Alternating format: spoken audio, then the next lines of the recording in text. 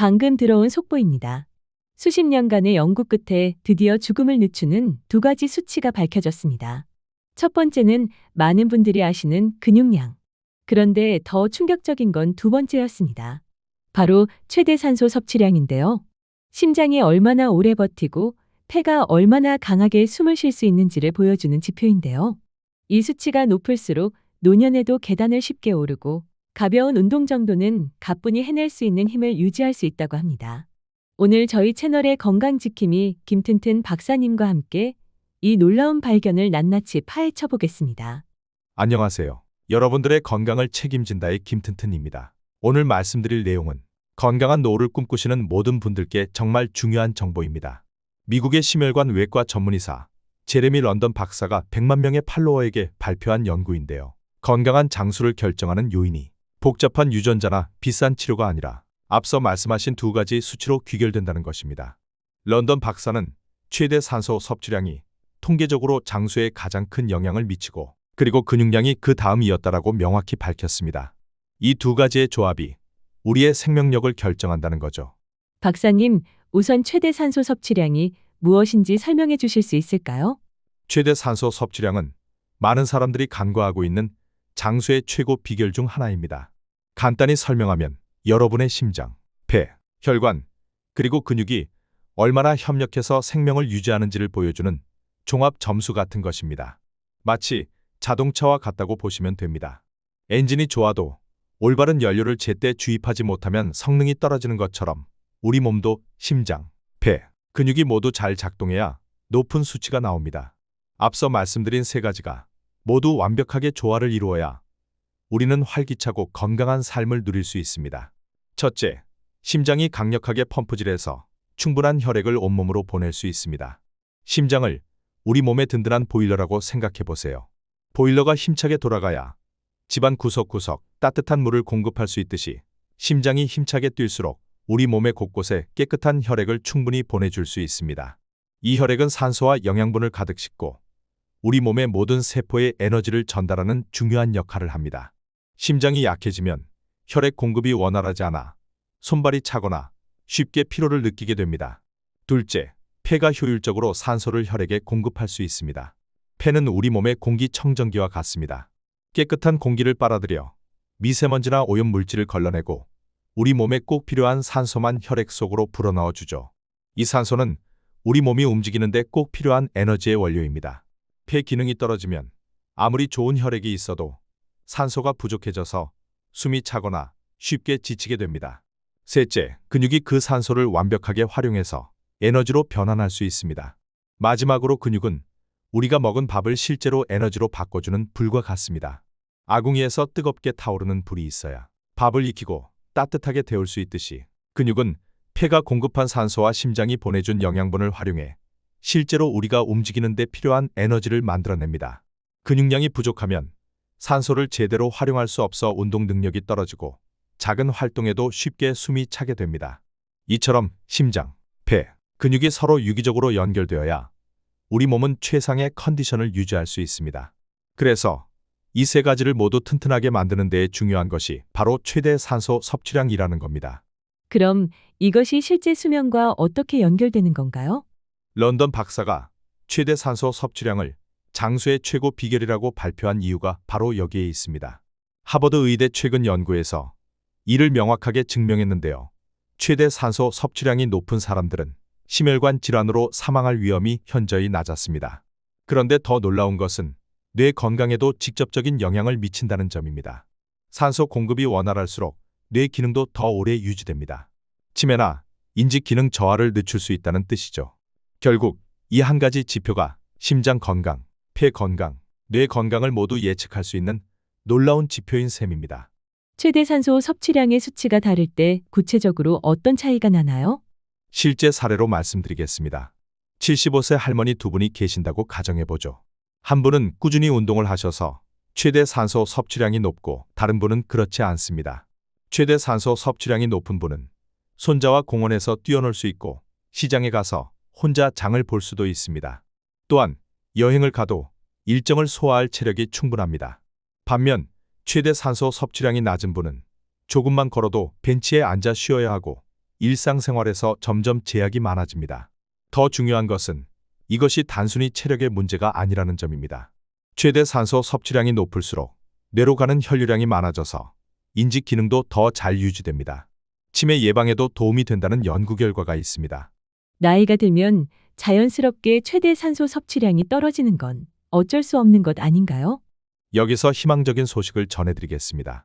물론 나이가 들면서 자연스럽게 감소하는 것은 사실입니다. 하지만 꾸준한 운동으로 이를 막을 수 있고 심지어 개선할 수도 있습니다. 실제로 70대의 운동을 시작해서 50대 수준의 최대 산소 섭취량을 회복한 사례들이 많이 보고되고 있습니다. 핵심은 포기하지 않는 것입니다. 두 번째 지표인 근육량은 어떤 역할을 하나요? 근육량이 장수에 미치는 영향은 정말 놀라울 정도입니다. 많은 분들이 근육은 단순히 힘을 내는 것이라고 생각하시는데 실제로는 우리 몸의 생명 유지 장치 역할을 합니다. 첫 번째로 근육은 우리 몸의 포도당 저장고 역할을 합니다. 혈당이 올라가면 근육이 이 당분을 흡수해서 저장하죠. 근육이 많을수록 혈당 조절이 잘 되고 당뇨병 위험이 줄어듭니다. 두 번째로 근육은 우리 몸의 천연 제약회사 역할을 합니다. 몸이 아프거나 염증이 생기면 근육에서 마이오카인이라는 특별한 치료 물질을 만들어냅니다. 이것이 염증을 줄이고 병의 증상을 완화시켜줍니다. 그럼 근육량이 적으면 어떤 문제가 생기나요? 근육량 부족이 가져오는 문제는 생각보다 심각합니다. 30대부터 매년 약 1%씩 근육량이 감소하는데 60대가 되면 이 속도가 더 빨라집니다. 근육량이 부족하면 먼저 균형 감각이 떨어집니다. 넘어질 위험이 높아지는 거죠. 실제로 노인 사망 원인 중 낙상으로 인한 골절이 상당한 비중을 차지합니다. 또한 기초대사량이 떨어져서 같은 양을 먹어도 살이 찌기 쉬워지고 혈당 조절도 어려워집니다. 면역력도 약해져서 감기 같은 질병에도 쉽게 걸리게 됩니다. 근육량이 일상생활에 미치는 영향은 어느 정도인가요? 런던 박사가 30세에 운동을 하면 80세에 가볍게 움직일 수 있다고 말한 것이 바로 이런 의미입니다. 지금의 근육량이 수십 년 후의 삶의 질을 결정한다는 것이죠. 구체적인 예를 들어보겠습니다. 근육량이 충분한 80세 할아버지는 손자를 안을 수 있고 높은 선반의 물건을 꺼낼 수 있으며 화장실에서 혼자 일어날 수 있습니다. 이런 것들이 당연해 보이지만 근육량이 부족하면 모두 어려워집니다. 반대로 근육량이 부족한 경우 의자에서 일어나는 것조차 힘들어지고 문을 여는 것도 버거워집니다. 결국 누군가의 도움 없이는 생활이 어려워지는 거죠. 그러면 어르신분들은 근육량을 어떻게 측정하나요? 정확한 측정은 병원에서 DXA 스캔이나 체성분 분석기로 할 수 있습니다. 하지만 집에서도 간단하게 확인할 수 있는 방법이 있습니다. 의자에서 팔을 사용하지 않고 일어날 수 있는지, 한 발로 10초 이상 서 있을 수 있는지, 계단을 오를 때 난간을 잡지 않고도 오를 수 있는지 확인해 보세요. 이런 동작들이 어렵다면 근육량 부족을 의심해 볼 수 있습니다. 그럼 운동이 처음이신 분들은 어떻게 운동을 시작해야 하나요? 전혀 어렵게 생각하지 않으셔도 됩니다. 시작이 생각보다 간단하다는 것입니다. 런던 박사를 비롯한 전문가들이 한 목소리로 하는 말이 그냥 움직여라입니다. 첫 번째 단계는 하루에 5분 움직이기입니다. 아침에 일어나서 제자리 걸음을 5분만 해보세요. 아니면 TV 볼 때 광고가 나올 때마다 의자에서 일어나 앉기를 10번 반복해보세요. 두 번째 단계는 일상 속 운동하기입니다. 엘리베이터 대신 계단 이용하기, 버스 한 정거장 전에 내려서 걷기, 장 보러 갈 때 카트 대신 바구니 들고 다니기 등입니다. 세 번째 단계는 규칙적인 걷기입니다. 일주일에 3-4번, 한 번에 20-30분 정도 빠르게 걸어보세요. 옆 사람과 대화할 수 있을 정도의 속도가 적당합니다. 몸이 아프거나 거동이 불편하신 분들도 할 수 있나요? 물론입니다. 오히려 적절한 운동이 더 필요합니다.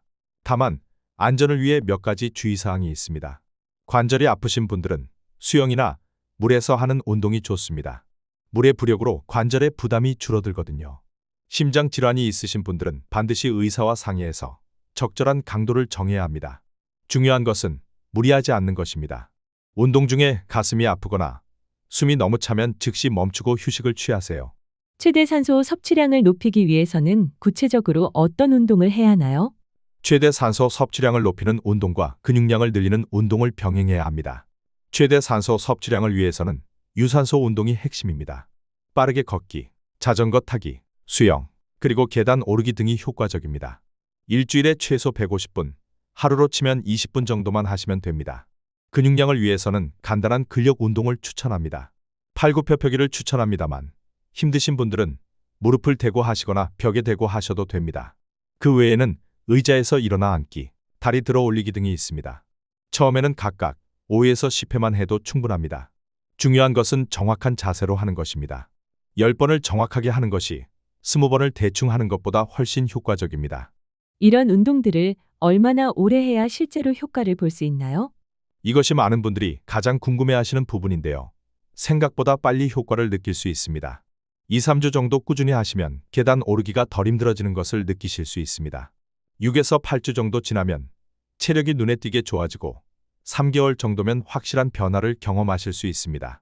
근육량의 경우 2~3달 정도면 측정상으로도 증가를 확인할 수 있습니다. 하지만 기능적인 개선은 더 빨리 나타납니다. 의자에서 일어나는 게 수월해지고 4에서 6주 내에 무거운 것을 드는 게 덜 힘들어지는 것을 느끼실 수 있을 겁니다. 그러면 어르신분들이 따로 주의해야 할 점들은 어떤 게 있나요?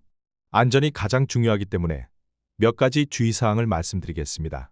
첫째, 점진적으로 늘려가세요. 첫 주에는 5분, 둘째 주에는 7분. 이런 식으로 천천히 늘려가시면 됩니다. 갑자기 많이 하려고 하면 부상 위험이 높아집니다. 둘째, 운동 전후에는 반드시 준비 운동과 마무리 스트레칭을 하세요. 5분 정도만이라도 가벼운 스트레칭으로 근육을 풀어주시면 부상을 예방할 수 있습니다.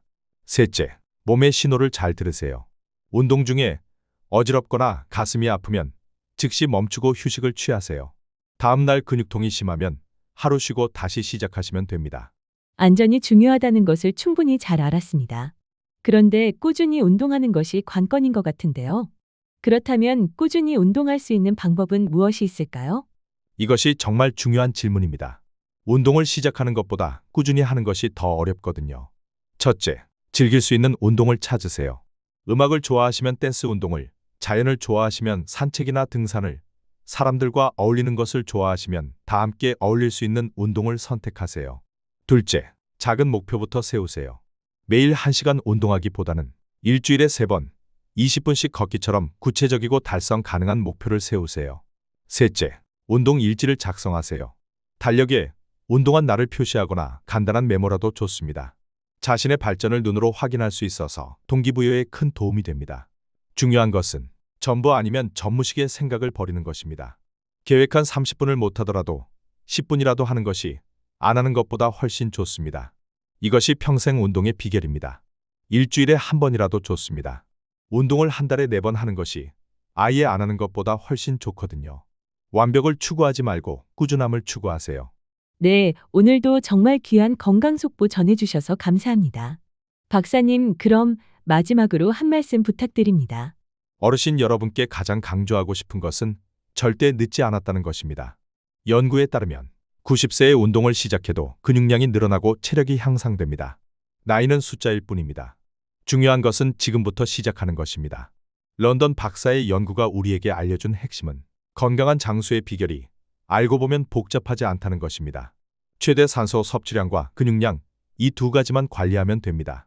그리고 이 두 가지는 모두 운동으로 개선할 수 있습니다. 매일 5분만 투자하세요. 하루 5분이 5년 후, 10년 후 여러분의 삶의 질을 완전히 바꿀 것입니다. 손자와 함께 뛰어노는 할아버지, 80세에도 홀로 여행을 다니는 할머니가 될 수 있습니다. 여러분의 몸은 여러분이 관리하는 만큼 반응합니다. 포기하지 마시고 오늘부터 작은 것부터 시작해보세요. 건강한 노후는 선택이 아니라 노력의 결과입니다. 박사님, 오늘 너무 유익한 시간이었습니다. 감사합니다. 그러면 오늘 핵심만 정리해드리겠습니다. 건강한 장수의 비밀은 딱 2가지였습니다. 첫째, 최대 산소 섭취량은 심장과 폐가 얼마나 효율적으로 산소를 공급하는지를 보여주는 지표로 장수의 첫 번째 비결입니다. 둘째, 근육량은 단순히 힘만 내는 게 아니라 혈당 조절, 염증 감소, 일상 기능 유지의 핵심 역할을 합니다. 운동 방법도 복잡하지 않습니다.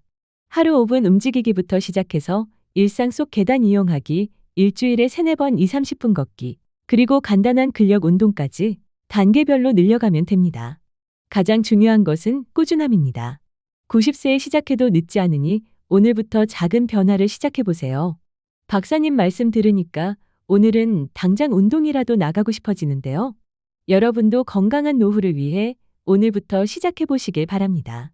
오늘 영상이 도움이 되셨다면 구독과 좋아요, 그리고 알림 설정까지 꼭 눌러주세요. 여러분들의 한 번의 클릭이 저희에게는 큰 힘이 됩니다. 저희는 앞으로도 100세 건강 뉴스로 여러분의 건강한 내일을 지켜드리겠습니다. 근육처럼 탄탄하게 그리고 가족처럼 따뜻하게 언제나 여러분과 함께하겠습니다.